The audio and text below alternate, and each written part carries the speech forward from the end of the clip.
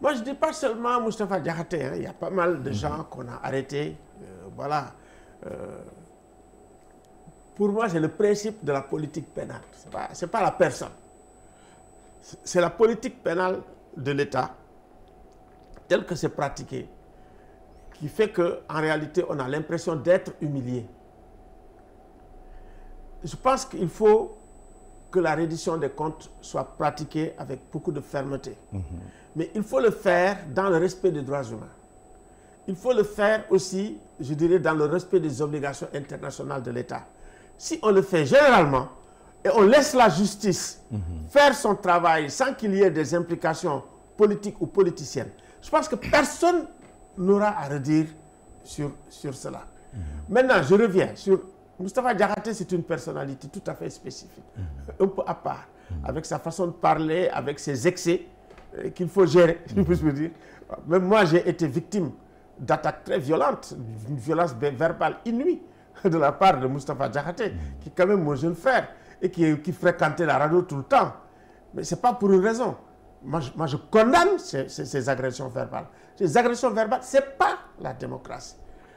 Que ce soit l'opposition ou le pouvoir, il faut éviter les agressions verbales qui sont des sorties de la démocratie. Je pense que ça, c'est extrêmement important de le dire. Ça ne sert à rien. Ça ne sert à rien. Ce n'est pas seulement l'opposition. Hein. Le pouvoir le fait. Les jeunes le font. Les militants. Donc, il faut toujours éduquer les militants pour le respect que nous devons aux Sénégalais. Donc, éviter l'humiliation, c'est en réalité ne pas, comme on dit, se réjouir parce que quelqu'un va en prison. Ne pas se réjouir, dire « Ah, il va aller en prison, voilà. » Pour tout ça, c'est parce que nous sommes aussi dans une période qui est une période assez spécifique de notre histoire politique. Nous sortons d'une situation extrêmement difficile.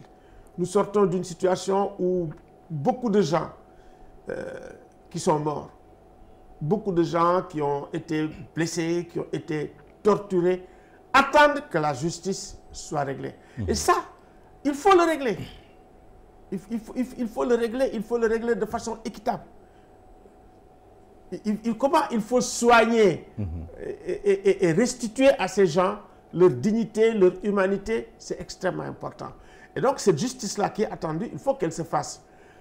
Maintenant, le grand problème que nous avons, c'est toujours je suis pour, je suis contre en politique. Et aujourd'hui, on a une espèce de polarisation de la politique telle qu'on dit à la société civile, il faut que vous choisissiez votre camp. Voilà. Moi, je ne choisis pas mon camp. Voilà, nous avons des valeurs, nous avons des normes. Nous essayons, tant que faire se peut, de les suivre. Voilà. Maintenant, les gens peuvent être pour, peuvent être contre.